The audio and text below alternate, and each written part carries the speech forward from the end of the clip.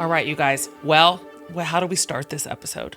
Well, first of all, welcome back. Okay, that. Thank you for listening. Okay, fine, that also. Every week. Okay, good. I know we say this all the time, but dang. I know. This episode. But for real today. For real this time. For real today. We mean it. It was really special. Why don't you tell everybody kind of the on-ramp of this particular guest? Today we talked to Ky Dickens. She is the producer, director of the Telepathy Tapes podcast. She's a documentary filmmaker. She's always sort of looked at, in her work, hidden things. Yeah. Hidden communities, like hidden experiences that people don't always talk about. And she sort of stumbled into this world of telepathy and the non-speaking community. Yeah.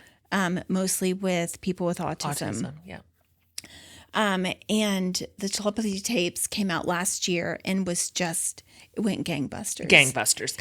In fact, you told me about it one day after B.T. Harmon. So he just texted me. He's like, for some reason, I just feel like I want you to know about this podcast. You just should listen to this. And then the next day we're at lunch and you're like, I got to tell you what I started. And I'm like, what? I know. And if I ever get a sense that someone like would be open to having this conversation, I'm like, have you listened to the Telepathy Tapes? I feel like an evangelist too now. And then I won't shut up about it. That's exactly how I feel. Like, I want to talk about this. Yes. So I put Ky on our list of like, can we contact her? Can we talk to her? Was so excited to have this conversation. And she really dug into some things that we're not always comfortable talking about. Oh my God, it's so real. And I think I want our listeners, this is what I want you to hear me say before you start listening to this interview. Just unclench your hands, let your shoulders drop. Don't get too tight about any preconceived ideas about any of this. Right. Any of it. Whether you pick a category, autism, non-speakers, consciousness, certainly telepathy or any of those sort of ESP, psi abilities, exactly. Alternative ways to communicate. Like if you could just hold it open for an hour, let us talk to Ky in front of you about everything that she discovered. And then we cannot say this enough, race to her podcast. Yeah.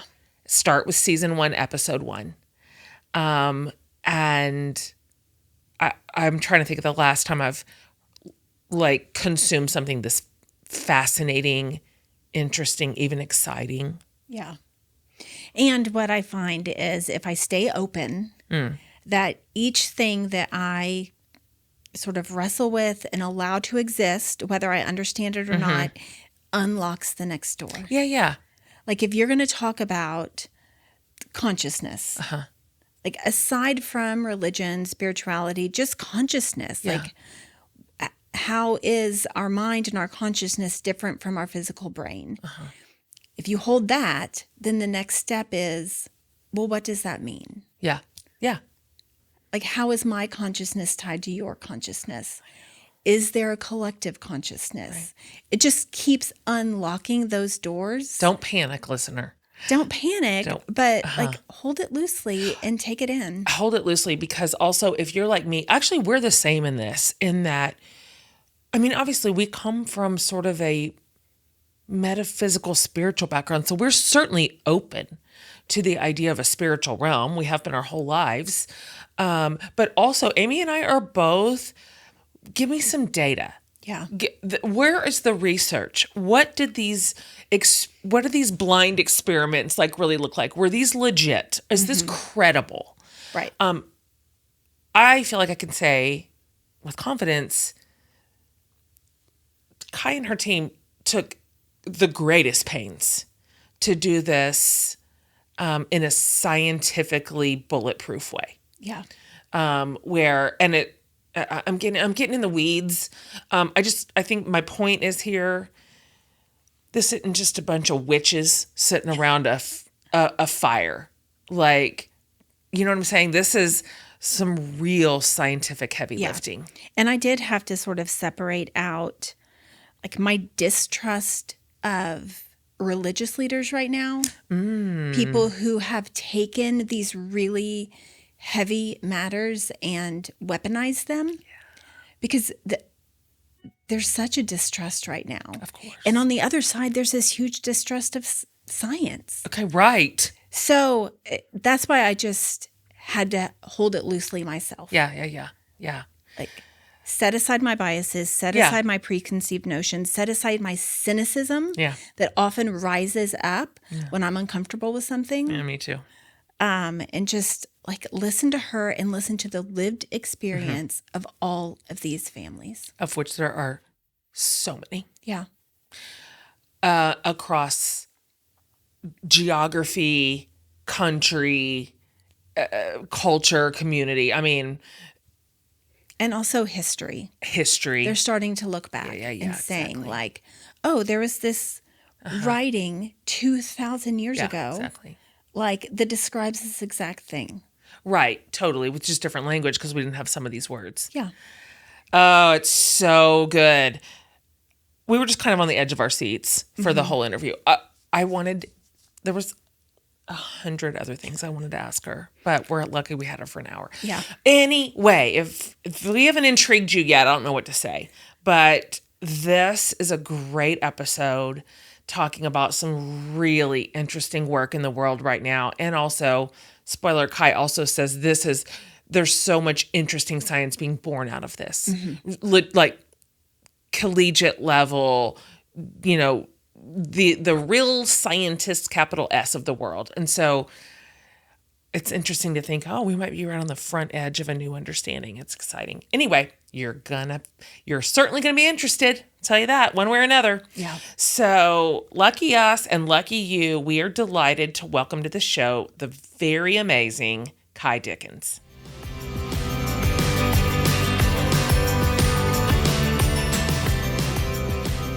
Before we get into the telepathy tapes, we'd love to talk about you for just a second, because you are such an interesting storyteller and filmmaker. And I mean, you don't come from the world of, you know, neuroscience and the metaphysical world. Like, that's not your background. And so I wonder if you could talk a little bit about your career and what it is that you have been drawn to thus far, like the stories that go, God, I can't sleep at night for thinking of this. Yeah. Thank you for asking that question too, Jen, because a lot of people, you know, don't. And what's so interesting about it is I never, ever would have anticipated making something about, you know, telepathy ever. Sure. I had up until 2020 mostly been working on social issue documentaries, right? Trying to shed a light on healthcare and how it should be more affordable or accessible, or paid family medical leave and how we're one of the only countries in the world without it, or LGBTQ equality in the church, and you know, things like this that felt like a matter of life and death, with policies that were unfair and really harming people. So that was my world. And the way I kind of tumbled into this, again, was not purposeful or anything. I actually had two really good friends that kind of in the prime of their lives, people that, you know, the type of people where you're like, oh, what? Like they had kids and just like, what does that mean if someone like that can just get snuffed out? And I remember thinking, gosh, if I'm going to spend the next few years working on, often as a documentary filmmaker, at least for me, I'll do a ton of research and a lot of time reading before I even, you know, sell something or make money on it. So I was like, if I'm going to spend a lot of time working on a next project, because I was in that moment where I didn't have anything coming up, maybe instead of fixing the brokenness in society, I should focus on fixing the brokenness in me and in humanity. Like, is there a bigger question that could be answered? And so I just started reading about consciousness and does it survive death and near-death experiences and do plants communicate? I mean, every single stone I was turning over. And that's when I happened upon an interview with Dr. Diane Hennessy Powell, who was studying telepathy claims in non-speakers with autism. I mean, that is so left field. Like, I'm trying to imagine you sitting there reading that article and catching a spark. Like, wait, maybe this is my next big project. Yeah. Were you met with with the people in your life and in your world and in your family and then even in your career, were they like, Ky, come on, man. Like, what are you even talking about? Like, what is this? Yeah. Yeah. I was terrified to tell people. In fact, I didn't tell a lot of people. Yeah. Because I was like, they won't get this. And I didn't know what it was at first either. I didn't know if Dr. Diane Hennessy Powell was like, I mean, she's a really credible, amazing scientist, taught at Harvard, went to Johns Hopkins, but I didn't know if there was something incorrect with the data, if these families were just in, wishful thinking. Of course. If this was just a matter of like a few families that she stumbled across and this was just like a complete aberration of humanity and like one or two people. I didn't know. And so for me, it was really a tumbling into this, not sure if I was debunking anything, but I think what was wonderful is like, I think 2 years prior, I would have gone out to completely debunk it and tear it apart, which then you wouldn't have gotten the trust of families, the trust of the scientists, the trust of the teachers and the therapists and ministers and rabbis, all the people that were experiencing this. I just went in like, well, what's really going on? And what the season 1 of the Telepathy Tapes kind of uncovers is that it wasn't just one family. It was multiple families. It wasn't just families. It was teachers. It wasn't just teachers. It was principals and therapists. It wasn't just the school system. It was also faith leaders and rabbis and ministers. It wasn't just in America. It was all over the world. And so quickly I felt like I was in this world of this web. And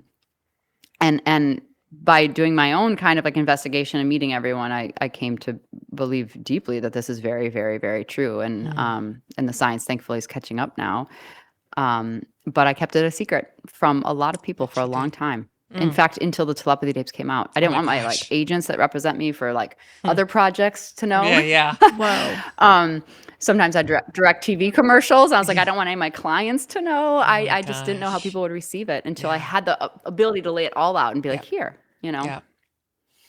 You've touched on the subject matter of telepathy, but can you, for people who haven't listened to the podcast, can you sort of give an overview of the subject matter, what it started as, and now what it has evolved into? Yeah, thank you, Amy, for going back to that question because that's important. Yeah, so parents of non-speaking individuals, usually with apraxia. I mean, many of them have autism, but I don't think this is a thing with autism. I think it really has to do with apraxia, which is a mind-body disconnect. So individuals who often don't know they have a body, have a very difficult time controlling their body. And because of that, so many doctors for so long have just, and even teachers have assumed these individuals aren't in there. They're never going to connect. They can't communicate. And one of the things that I really realized in the course of making this is that they are competent. You understand everything if you have apraxia. You just cannot control your body. And given that, fine motor skills are very hard. So speech is a fine motor skill. That's difficult. But years ago, people realized that if you spend time teaching these individuals the motor like coordination it takes to point to letters, that arm movement is a gross motor skill, not a fine motor skill. And non-speaking individuals were being unlocked. And sometimes it can take years or months to train with multiple teachers to really figure this out and learn that motor skill. But once they are unlocked, there were some unbelievable things that these individuals started saying. And one was quite often that, Mom, Dad, I can read your thoughts. Or I can have conversations with my mind with others far, far away. And what was so, I think, like consequential for me is when I was first starting to meet families, none of them knew each other. These were like silos of people. And the experiences that parents were saying were all corroborating each other. Often like a mother or was the first one realizing this, and her spouse didn't believe them, or the siblings didn't. And then they'd start doing their own little telepathy tests. Okay, I'm gonna go down in the basement and listen to a song in my headset, and then tell me what song I listened to. I'm gonna read a book, in the other room, and tell me what the characters are. So they started doing these telepathy tests and being like, "What is going on?"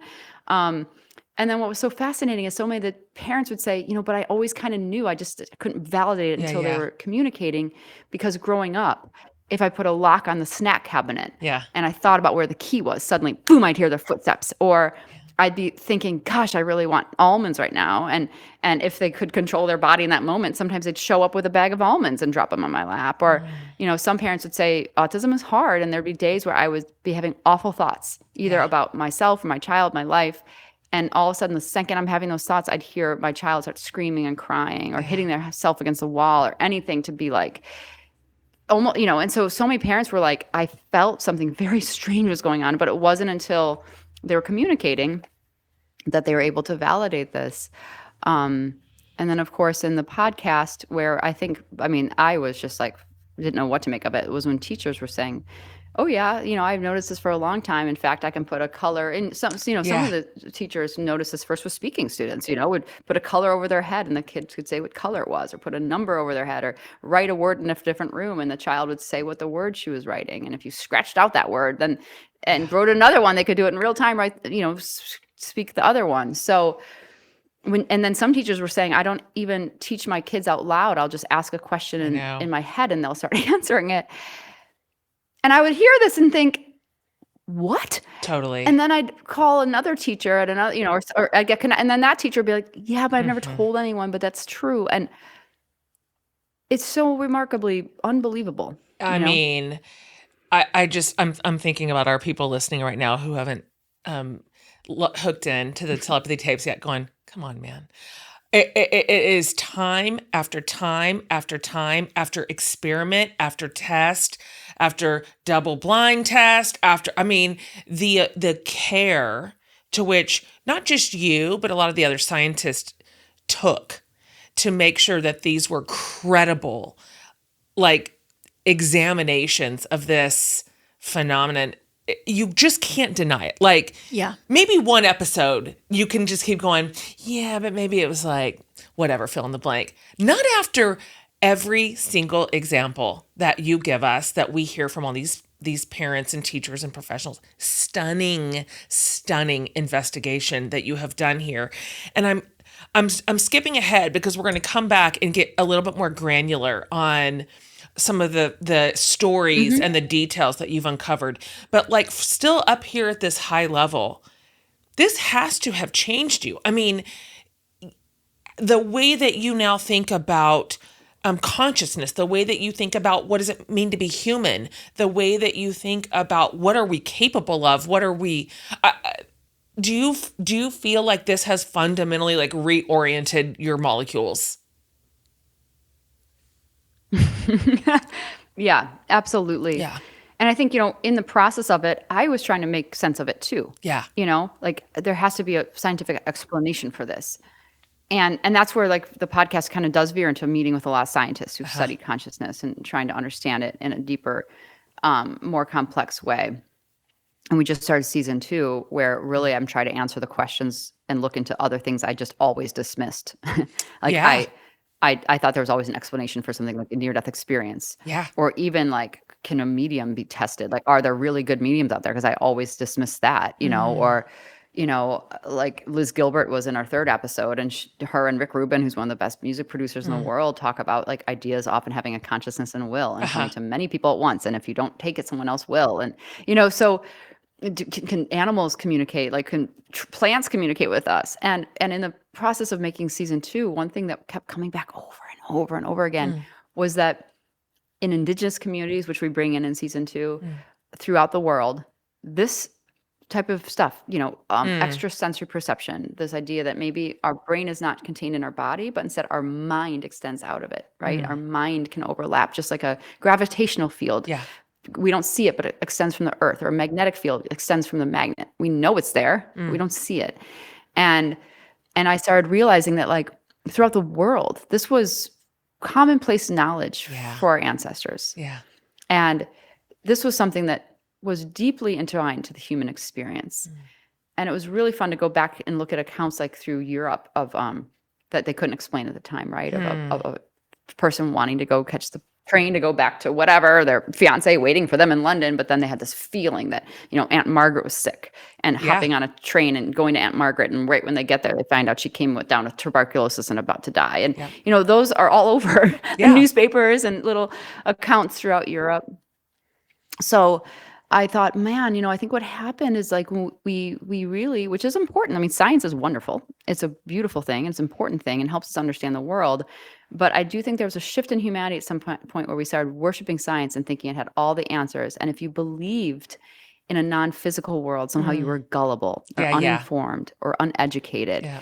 And there became kind of a, you'd scoff off, oh, this person believes in that, or they even believe in God, or they believe in ghosts, or they believe in blank and blank ESP. That can't possibly be. And where I've really come to is I don't think it's binary that people have to be that dogmatic about science, and we don't have to believe in everything like, oh, Bigfoot and fairies are all real. I think most of us are somewhere in the middle. We want to really investigate and understand the truth about the non-physical world, and it's not silly or unscientific or gullible to do so. I think it's a beautiful part of being alive. I do want to talk about the science behind all of this. I'm also a skeptic, even though I'm often accused of being like the super woo-woo one. But I still want the data, or I want a personal lived experience myself or someone I trust. And this has been hard for me to wrap my head around, because also we're in a time where science is completely under attack. Grants and funding being pulled. There's disastrous consequences to this. So when the stakes are so high, you sort of do feel like you have to make a choice. Like, I'm on this side or that side. But it helped me to listen to you explain sort of the function of materialism, the pyramid of the different me too. sciences, and how maybe putting consciousness at the top of the pyramid is the backwards way of looking at this. And if we swap it, how it can help us understand that. Can you sort of go through materialism? And that pyramid, because that really was a really interesting way to explain that lodged in my brain too.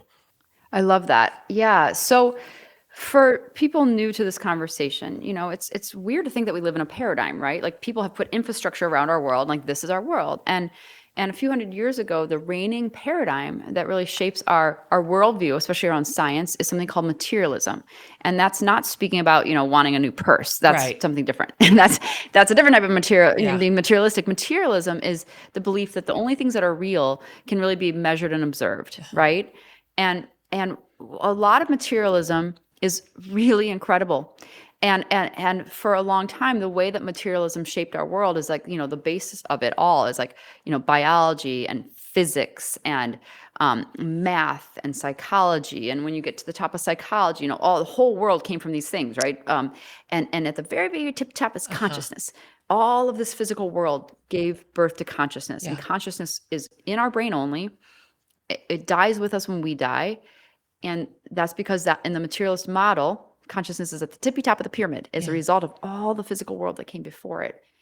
And there's been I want to just give a little backstory. There's been some scientists who are on the cutting edge of daring inquiry that started saying, not everything fits in this physical model. For instance, why do we have savants, people who've never learned a skill and yet are masterful at it? You hit your head and you can play piano. Or you're attacked and suddenly you see math everywhere. Or you're born being a completely incredible musician, you've never been taught it. So like, materialism doesn't account for that. Or near-death experiences that were, not just lining up around the world, but throughout thousands of years. There's been books by Gregory Shushan that talks about how similar these are. And maybe religion was because people were going somewhere and reporting back to us. And that's why all the religions around the world had these same 5 tenets of what their faith and afterlife believed. So some material scientists were saying we have to have a new academy of post-materialist sciences where we rethink this, and we shouldn't throw away all of our textbooks because most of psychology and biology and physics and math are correct.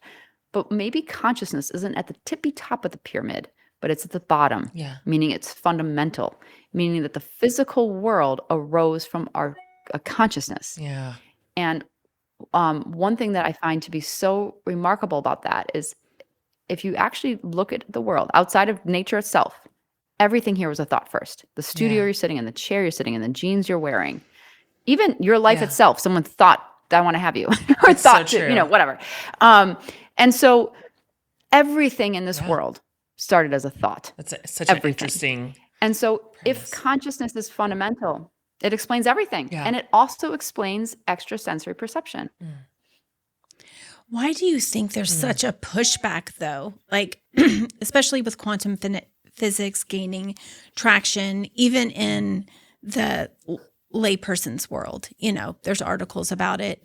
But very few people actually understand what that means, like what entanglement theory is. Like, I'm fascinated by it, but I actually have no clue what it is. But I trust that it's worth looking into further. But you look at something like ESP, telepathy, near-death experiences, when it becomes like a personal experience of someone who's not a scientist, it's doubted and discounted. Yeah. Like, why is there such a disconnect? Yeah, I think one thing is we really want to trust our belief systems and what we know about the world, because if it gets called into question, then we start to question everything. And that can be scary. Yeah.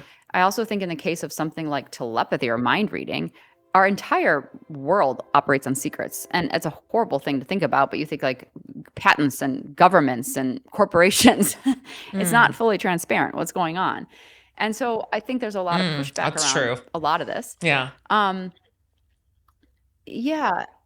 But, we did so after the Telepathy Tapes came out, we started working on our documentary film, which will be released next year. And we really wanted to amplify the science and bring more scientists into the fold to really investigate this with other peer-reviewed, teams and Stanford, University of Oregon, University of Arizona. So many people have now gone and looked. University of Virginia has gone through all of my raw footage and just released something in Psychology Today about it, saying like, checks out, which is cool. Wow, that's awesome.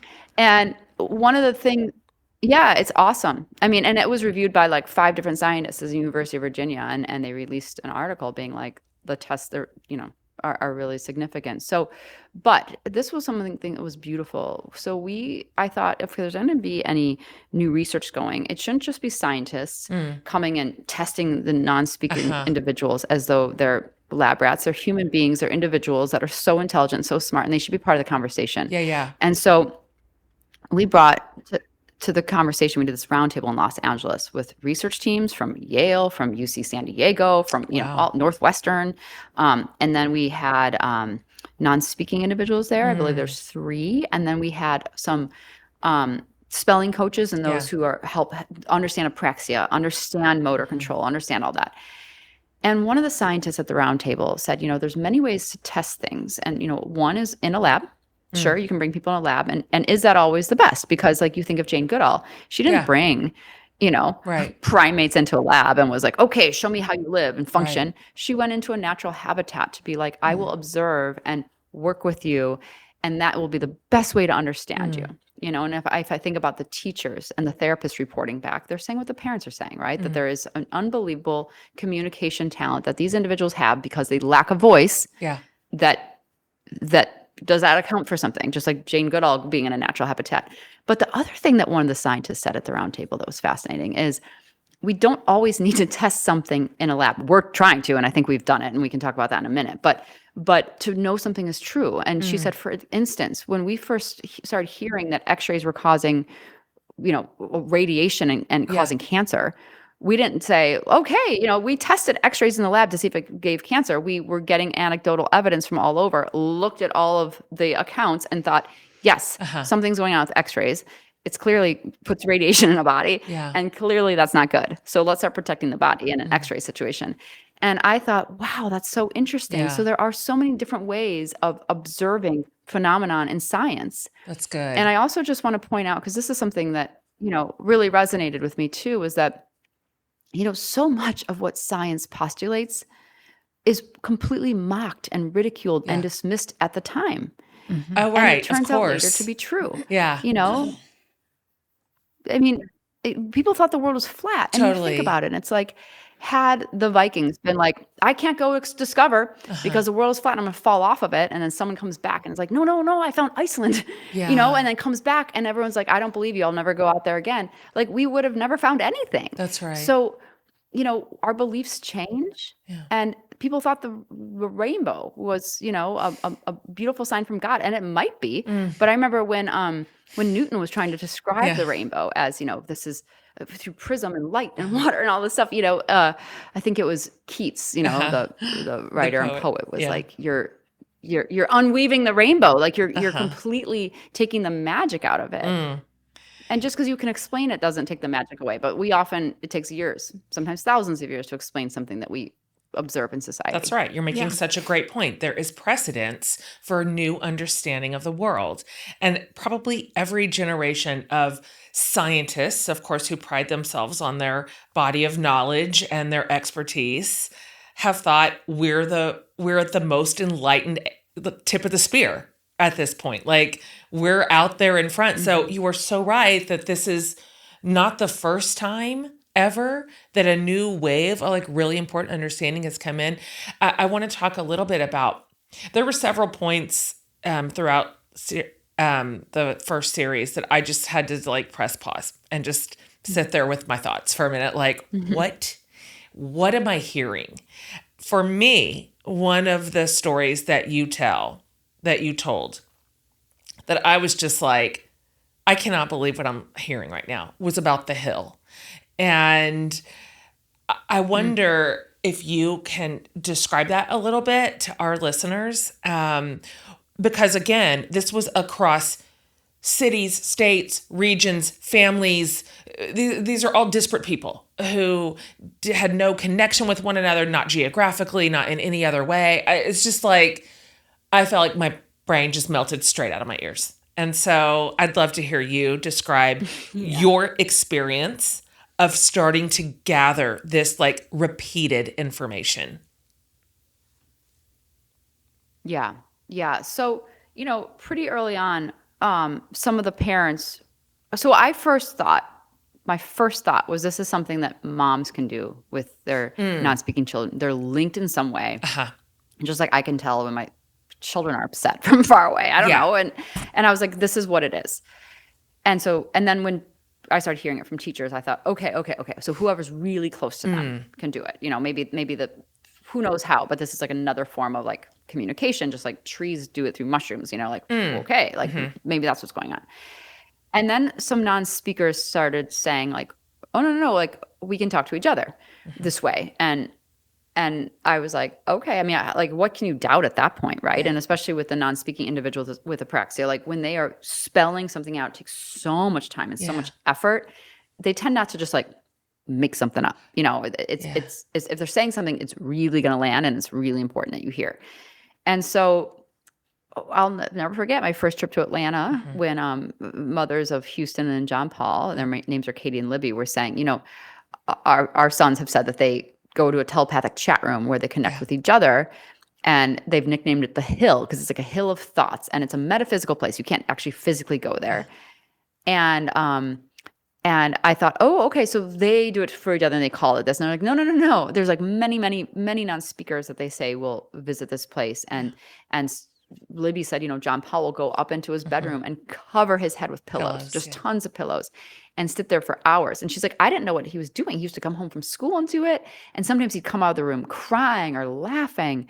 And I thought, okay, so maybe this is an Atlanta thing. And then John Paul had a girlfriend, and her parents were very new to all of this when I met them. And they were like barely starting to grasp telepathy and believe it, and barely starting to come to terms with the hill. But in time, they were like, this is a very real thing. Like, she'll come down from being on the hill, spell something, and John Paul will come down from his bedroom and spell the exact same thing about like the place they wanted to meet. So they were like, we were seeing evidence of it in our home. So then I'm like, okay, the hill's an Atlanta thing. The non-speakers who are really close and connected in Atlanta have figured out this like web of communication that's really meaningful and seems very valid to them. And I didn't know what to make of it. And I was even not sure if I was going to put it in the podcast at first or anything, because I was like, I don't know if this is just like too out there. And then, when I think parents started hearing that I was working on this and taking it seriously, the connections of like, you should talk to this guy, or this guy just posted something on Facebook. And then I started being kind of led into these Facebook autism groups where I was like able to see people that were out of nowhere thinking they were having a singular event happening in their life or their classroom or their faith group or whatever, being like, I think non-speakers with autism have telepathy. And so through this network, I ended up getting connected with a guy, Joe, and he ran he runs like a youth group for, special needs kids in Arizona. Yeah. And we got on Zoom and he's like, these children have telepathy. And not only that, like some of the individuals in my youth group can like predict events and know things that they've never been taught about history or about something happening on the other side of the world. And at one point he connected one of the children from his youth group, like more of a teenage boy, with a teenage boy from like another church in Minnesota. And he's watching them communicate and everyone's spelling and then at the end of the conversation, the minister says, and then you would not believe it. One says to the other, I'll see you on the hill. Yeah. And what the heck do you think they were talking about? Like they seem to know about a place that their parents haven't been to. And I almost fell out of my chair because here's this man who's just figuring out all this stuff. The Telepathy Tapes was not out yet, and he's talking about the hill. And then maybe like weeks after that, or maybe it was a few weeks before, it was like around the same time, a teacher had reached out to Dr. Diane Powell, the neuroscientist that was kind of working on this stuff. And she said, I am going through stuff in my classroom. I need to talk to you. And so Dr. Powell invited me to join that phone call with this teacher. And the teacher was saying, my students have been saying that they have good friends that don't live here. Like they're in Norway or Germany. And Dr. Powell said, what? Like, how is that possible? And this teacher said, well, they say they go to a place called the Hill. Yeah. I can't. I have goosebumps. Then I was like, oh my gosh. And one of my favorite people during all of this was this dad. And he lives in Jerusalem. And he's been noticing this for decades, like the telepathy, the accounts of telepathy. And so and he's been documenting teachers that were coming out of parents, all these people that were coming out that were being pushed aside or ignored or dismissed or ridiculed or even being threatened with their jobs if they were teachers. And he has records and records and records. So he kind of became like a really helpful person for me. And I reached out to him and I said, I know you've been following this for 30 years, more than any of the parents or teachers I know. Have you ever heard of something like the Hill? And he goes, oh yeah. We actually, there's more than one. And he's like, we have one in Israel that's just for, the Orthodox community. Oh, but there's also one in Tampa and there's one in Arizona. And he's like, and then I think there's a big one that many people visit. He's like, but this is a common occurrence that they get together and talk. And I know. It was mind-boggling. Mind-boggling. Yeah. I still have trouble believing it, but I think it's because I don't understand it. Yeah, which sort of transitions into the next thing I want to talk to you about. This collection of psi abilities, telepathy, ESP, clairvoyance, we look at as abilities that people have, but there is still a huge amount of experiences that we would consider spiritual. People meeting and communing with God, seeing angels, sometimes seeing demons, talking to people who have passed. Like things that we would label as spiritual experiences versus psi abilities. So as you're collecting all of these stories, working with these scientists, developing new ways to research it, are y'all having to parse out science versus spiritual? And how do you manage that? Like, is your goal to understand all of it or just to document it and let the listener decide? Yeah. I mean, I think it's really important to just put the information that we're discovering out there and let listeners decide. And I will say that one thing I have come to realize deeply is that science and spirituality are not enemies. Like I think there's 2 degrees of it. There's many things that at one point were considered deeply spiritual that science later came to know to be true, right? Like we were able to figure it out. And then there are other things that I think science will never be able to explain. And I also think about what non-speakers, the telepathy was the tip of the iceberg. And I make that really clear in season 1. And that for many of the non-speakers and their parents and their teachers and et cetera, they were marveling at that not only could their non-speakers know what was going on seemingly at a distance from, and I'm not saying all non-speakers, I'm just the people that I talk to, were saying that they could communicate with their grandmother who was dead and would be giving really consequential, evidential information that there's no way the child should know. And sometimes the mom would be walking through a mall, and this happens. Or I was talking to a mother the other day who's like, I was on an airplane, and the non-speaker started saying, I have a message for this person or that person, and would land with absolute clarity a message from someone who'd passed on, or like just them reading this person in front of them saying, you need to whatever. There's a non-speaker in Connecticut that's going to be in episode 6 of season 2 coming out very soon on plant communication. And she says she can read the etheric field of a human being and diagnose them. And that's in and of itself amazing. Wow. But here's where the family was completely blown away, is that she will offer an exact herbal remedy and herbs that family's never heard of. And so like someone in her life that was very close to her had Lyme's disease. And at one point she said, you need to take astragalus.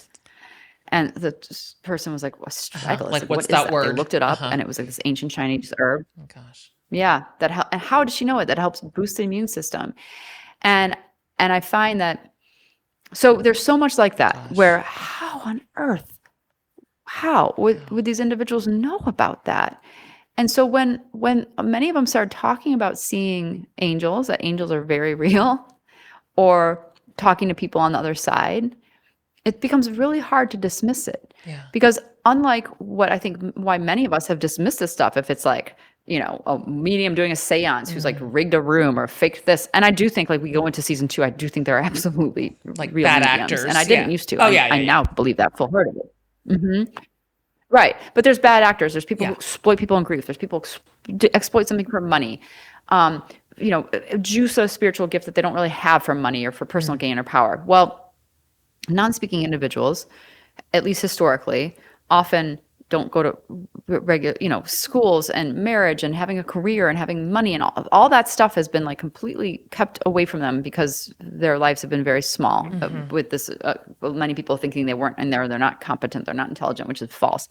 And I think because of that, when these individuals who have nothing to gain are saying something of deep consequence, it's hard to look away because it's not a medium making money on it. It's not a psychic who's, or a monk that's like has a successful, show or podcast or something that's making tons of money and becoming a millionaire.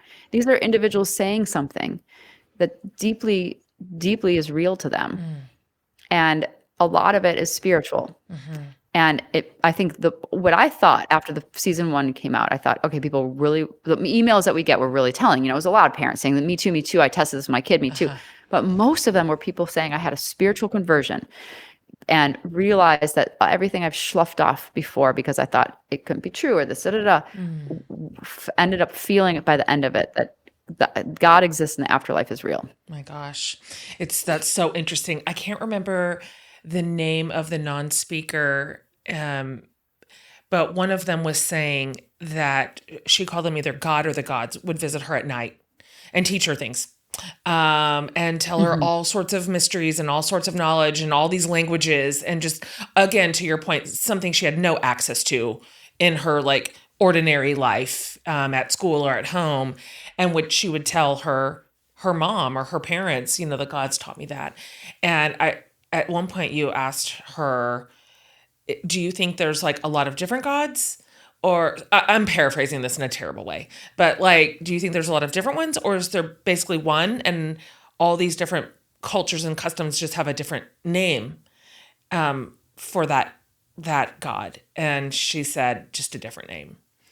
And it was just so interesting how much sense that can make of such similar experiences across centuries, across the world, across cultures, across languages, where the connective tissue is kind of hard, undeniable, and experiences. And so I found myself just being so challenged on everything that we think that we know and what is really possible at that bottom layer of consciousness. What does that like really mean? I'm curious because you are a storyteller and you're a documentarian, and you are building a case here, if you will, kind of pulling the threads out one by one so we can look at them plainly and cleanly. I'm curious what your thoughts on this are. Like I'm taking Amy's question and making a little bit more poignant, or a little bit more pointed, meaning what do you think about what the non-speakers are telling you about God? Well, I almost want to back up once, because when I've asked non-speakers how they would define love, so many have said it's anything that unifies. That's good. And I find that so beautiful, because so often, love is anything that unifies, because so often when we think about, especially now, everyone's in their camp. Everyone's I'm right, you're wrong, you're different from me. I'm on this side, you're on that side. And their version of love is anything that unifies. And you can think about that in your life, arguments, anything, just unify, think about unifying. And of course, I've asked, is there one true religion? And what I found is the response, like John Paul answered this question. Before I started to work with a lot of non-speakers, I sent out a questionnaire to a lot of them, and it took a while for their parents to go through and start answering. And Libby, John Paul's mom, said that after they were doing this as a family, and John Paul had a twin brother who's neurotypical, and he asked John Paul, like, okay, well, hold on. I have another question since we're going here. Like, is there one true religion? And that can be the wars have been made over that. Like, like people get death threats over answering that the wrong way. And what I love is, like, I felt like John Paul answered it with such tact. He said, all religions love God. And so it wasn't like, I'm going to answer this in a way that's going to divide. I'm not going to answer this in a way that's going to harm or cause fear. I'm going to say, like, good on all of you for loving God. Oh, that's so fascinating. And it was just sort of like, and then I asked the same thing to Lily, his girlfriend, at one point, much later, and she said something very similar. Like the way that humans love God is always valuable and so beautiful. And I thought, gosh, that's almost like they were saying the act of faith is more important than the fact of faith, Yeah. That's good. And I do think the fact, I do believe deeply in God. And I think that the spiritual leaders who have decorated our religious texts and religious stories seem to be accounted for by many non-speakers, despite the religion in which they were raised. So the girl that you were mentioning, Amelia, who says she travels to the gods at night, I can't tell you how many non-speakers I've heard that from. And not the gods, to God or heaven or whatever. I mean, I was hearing that all the time. And what was interesting is sometimes they would say, I was with Buddha, or I was with Jesus, or I was with Mary, or I was with Abraham, or I was with, an Indian goddess. And it's like, what? What does that mean? And I don't know what that means. It's like every time you hear something, it creates 20 more answers, questions. I mean, and then, like what we explore in season 2 is like, is it just is there an informational field out there that people are tapping into? Like, there's been a lot of research around black holes, and I think that, like, there's a informational field kind of around a black hole that, like, anything that goes into a black hole, it's like any knowledge about it is, like, held on the outer rim. And it's like, are we in something like that where, like, everything that has ever been developed here, like, has a knowledge imprint somewhere out there that, like, you can download from? So these beings that are absolutely beloved, like, have a very easy presence to grab from. I don't know. I actually have no idea, but I know that what I can say, since I'm giving a lot of uncertainties, is that I have not met a single non-speaker who doesn't talk about people who've passed and about the very real existence of God in an afterlife. Golly. Isn't that so fascinating? And angels. That comes up a lot. Yeah. And it just really puts a pressure point on our need for certainty. Yeah, it does. Like our need to be the right ones in the room, like justifying all of our past behavior, like individually and collectively For sure. as humanity. Like it just boils down to like the core essence of like, why are we here? What created us? What matters? Yeah. Yeah. What is love? What is unifying? Right. Which are huge things that people wrestle with for their entire lives. For sure. And then these kids, these individuals are just coming in and like typing out one sentence that clarifies it all. Yeah. It's fascinating. It really is. I have a question specifically from a friend of mine who has a son who has severe autism. He's nonverbal. The mom consulted with Susie, someone that you highlight in the series. But he struggles with aggressiveness. Yeah. He was able to spell or start learning how to spell in school. But then his progress stopped. They were never able to replicate that at home. And they've had to move now. So they're in a new city trying to establish new therapists. But her question was all of this interest on telepathy in the nonverbal community, the scientists that are looking at it. Do you see concrete things that are coming out of it, like new modalities, new ways to sort of unlock these people who are disconnected from their body, who struggle with confusion and aggression? Like, what do you see happening in the next year or 5 years in helping this community in a tangible way? Yeah.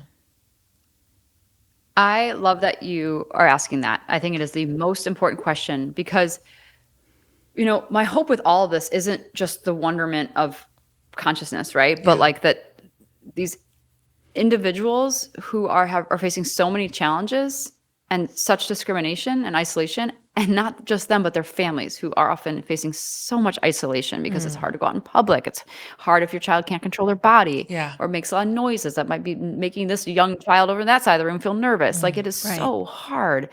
And what has been so amazing is the amount of donors, investors, business people who've reached out being like, I want to do something. How do I do something? What do I do? So like one of the moms from the Telepathy Tapes, her name is Maura Bratz. She is starting a company called Stella. And I know she's looking for investors, but one of the things she was like a letterboard that can work double as like physical therapy, where you could go learn to type on a big wall with a huge letterboard and really learn to spell, but also, bring in physical therapy with it. That's so cool. I know that Natalia Meehan and Maria Welch, two speech language pathologists, are working now on a new spelling modality that doesn't ignore the spiritual side of it and telepathy, as so many of these spelling modalities have in the past.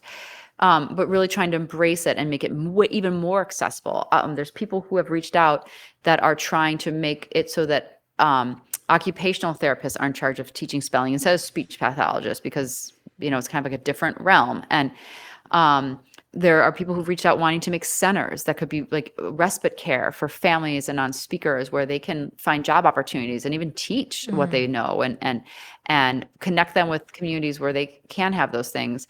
We've just started a nonprofit called TTT Education Impact, where we want to give away as much money as we can. We've already raised a few $100,000 to families who need help with spelling. That's good. So they will be given grants so they can bring in a spelling coach as often as they can, or maybe go to a camp for an immersive spelling thing, because it's not taught in schools, not many schools. Right. And so the onus is on parents to find the time. I'm a parent of two neurotypical healthy individuals, and it is hard. Totally. I never have a moment in the day to me, ever. It's like work and cooking and this and cleaning and homework and blah, blah, blah, blah, blah, blah, blah, and then crashing. Totally. So imagine.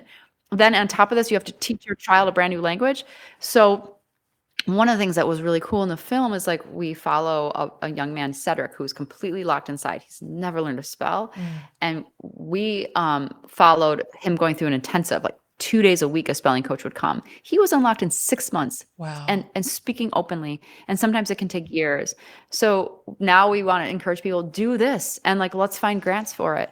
So, and then I think there are so many people that are reaching out to us saying like, how do I become trained as a spelling communication partner, a awesome. regulation partner? And it's like, every family should have that. Like one of the things we found when making the film was that like, because you have to access spelling on your own, with your own time, your own dime, many of the people who are spelling currently are the haves in society. Yeah. Right. The really wealthy, or the wealthy, or the at least upper middle class. And some of those families have full-time care that can come in from 9 to 5 and support their non-speaking individual. And that's amazing. So I know that more people are wanting to have those jobs. So I think it's going to be a different landscape in 5 years, a hugely different landscape. And I also want to assure your friend, so many universities are now looking at this and taking it seriously. And just to call out some of these places that I'm very proud of: University of Oregon, University of Arizona, University of Virginia, Tilt, which is like a consciousness organization. I mean, there's so much work. I've been invited to join a few boards of nonprofits who are going to try to create job opportunities for non-speakers and think of ways to help them talk through almost like a mind tool that might, be able to decode their waves and put them onto an iPad.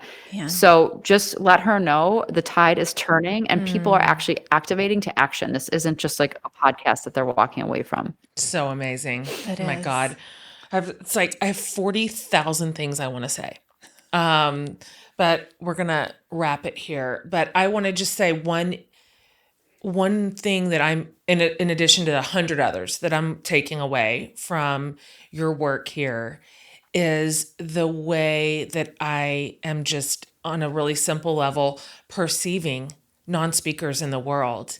And when one of the moms that you worked with finally got access to spelling instruction and her son was unlocked, and you asked her something, how do you feel? And she said, the first thing I felt was heartbroken, that he's been in there all this time.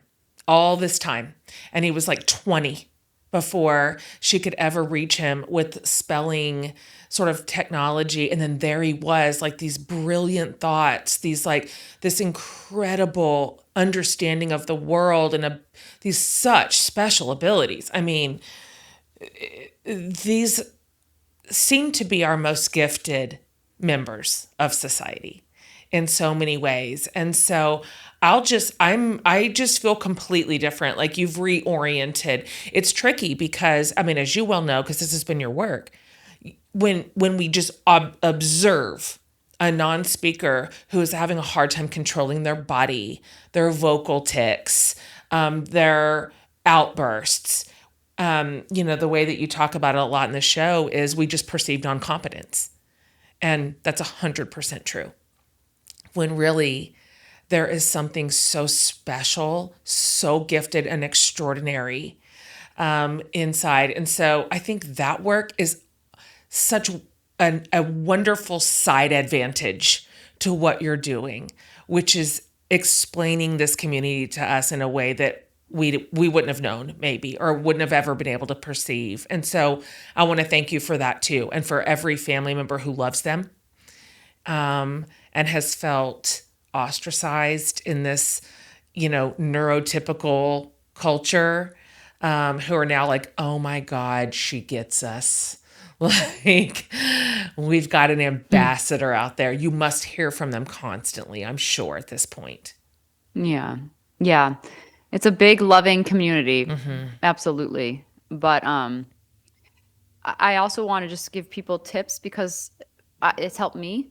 Was like if you see a non-speaker or you're trying to maybe encourage them to do something, like Lily told me at one point, like, if you ask me to do it's not fair, ask my body because I'm different from my body. Oh, like, interesting. Lily, can you sit your body down here?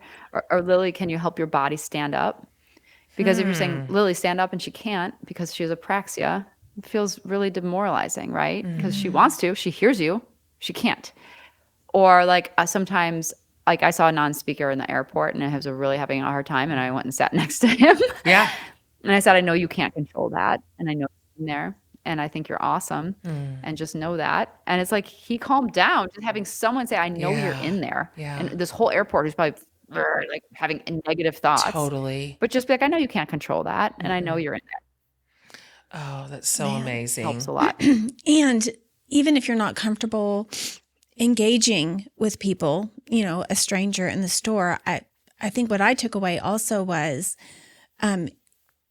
if they're able to hear what you are thinking, to perceive what you're thinking, like sending good thoughts. That's true. like not being afraid, not being critical. Yeah, that's is true. a huge piece of it. And I think that also helps us. Like we are constantly talking to people about like our self-talk about ourselves. And that also applies to other people. And we are surrounded with people who can perceive what we're thinking about ourselves and them. Yeah. So I think just cleaning up our own Thought life. about people out in public, because it matters. It does make an impact on them, either positive or negative. Well, we are cheering you on. Thank you for saying that. Huge fans, thrilled about season 2. So excited to put you in front of our community. I am just, your work is so fascinating and so interesting and so exciting. It's just wonderful to be watching this new rollout of understanding of our world in such profound ways and spaces. So I'm excited for you to be kind of in this like momentum forward. What a fun place to find yourself in your work. And so this is going to be obvious, but if you could just tell our listeners, like, start here, if they're just onboarding to this space, start here, go here, etc. Wow. Yeah. So everyone should start with Telepathy Tapes Season 1, which goes through the entire 10 episode arc of my discovery of the non-speakers and their gifts and our materials paradigm and what that means for science. And between seasons, we do something called the talk tracks, where we just unpack what we've learned. Some of those are really interesting, and we introduce more non-speakers and, more science. But we just unleashed season 2. And I just want to say the seasons will take us years and, to pull together. And this one took a year, but it took like 4 people doing research, conducting interviews. And season 2 deep dives into what else have we dismissed. We do a huge deep dive into like energy healing, animal communication, mediumship, near-death experiences, the creative process. And I think by the end of season 1, hopefully you will maybe start to consider that telepathy and ESP gifts are real. By the end of season 2, I think people will start to, believe that consciousness survives the body and that we don't ever really go away. And so those are big, lofty, wild goals that I think 4 years ago I would have thought, what? But season 2 it kind of builds on season 1. But please start at season 1, otherwise nothing will make sense. Yeah, exactly. And it's just wherever you guys listen to podcasts. But it's so exciting. I loved hearing there was at one point where, in the first in your episodes, you're like, okay, look, thanks for understanding that we have to do ads now. We like scrapped this thing together. We bootstrapped it when we first did it, but now all y'all listen to it, and we had to go back in and add ads so we can like pay ourselves for our work. I was like, we love to see it. We love to see it. That's good attention. Thank you. Yeah, it's good. You earned it. You absolutely earned it with this incredible content. And so just give them all. Give them the quints. Give them the like all the, ads. We know what they are. Okay, that's fantastic. We're so happy to have met you. It's been such a good conversation. Likewise. Thank you so for much. Really nice questions. Absolutely. Okay, thanks, Ky. Thank you.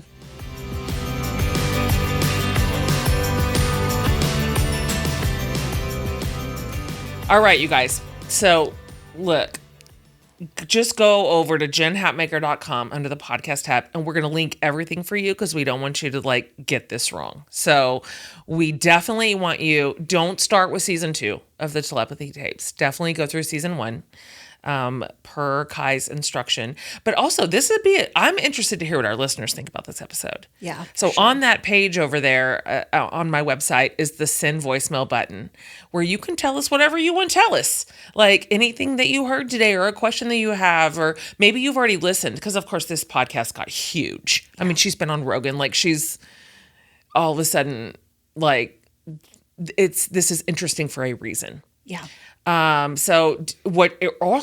love to hear if you have a personal experience with this, if you've got a non-speaker in your family, or, if you've ever had a telepathic experience with a kid like this, or I don't know what, but we want to know. We want to know. I promise you, we'll put that on our listener submitted episode.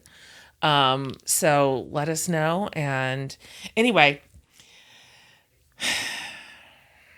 fascinating day. All right. We're glad you're here, you guys. Per usual, we're always wanting to put interesting conversations in front of you. kind of across the spectrum. And this one certainly counts. So I'm glad you're here. Hope you enjoyed it. And we'll see you next week.